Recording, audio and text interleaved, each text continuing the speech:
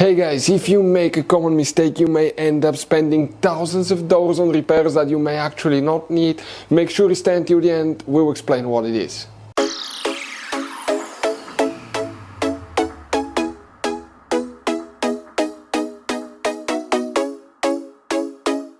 Hey guys, welcome back to World Mechanics. Thank you guys for watching and subscribing to the channel. Today will be super helpful video to any of you having a Dodge Ram, that generation here from year 2013 to year 2018.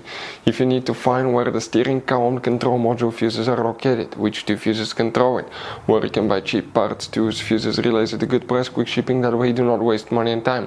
Why guys, it's always a good idea to test fuses and relays, all that will be covered absolutely free for your convenience. Make sure to stay until the end.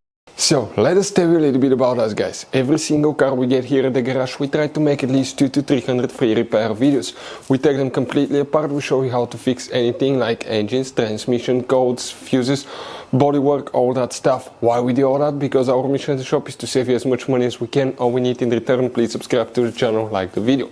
On this channel guys, specifically, we will be making a video about every single fuse, every single relay on that Dodge Ram. And let's say you're in the middle of nowhere, your fuel pump fuse goes bad, all we have to do, find our video, watch it for a minute or two, replace that fuse, you're back on the road. So we do that guys to help you as much as we can. Also, we have more than 14,000 free repair videos on our YouTube channels that can save you thousands of dollars in future repairs. So let's start on it now. So guys, the steering column control module fuses, where you can find them, we will demonstrate on this generation Dodge Ram here.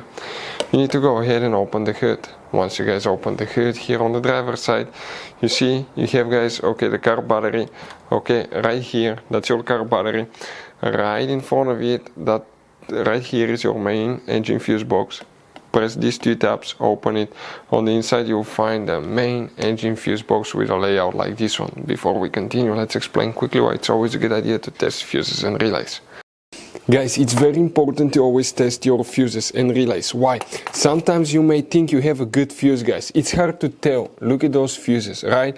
And sometimes, okay, you pull the fuse, okay, I'm going to get the fuse puller and I'm going to remove one fuse. I want to show you on that 20 amp fuse, sometimes it's very unclear if that fuse is burned or not. You may not clearly see it. So always guys test them, because if you don't test the fuse, you assume it's good, you end up spending money, time and diagnostics for problems that do not exist guys. So you can just waste your money and time. Always test your fuses, always test relays. We will put links in the description of the video below where you can find guys a video for testing a fuse and testing a relay that will explain everything that you need to do.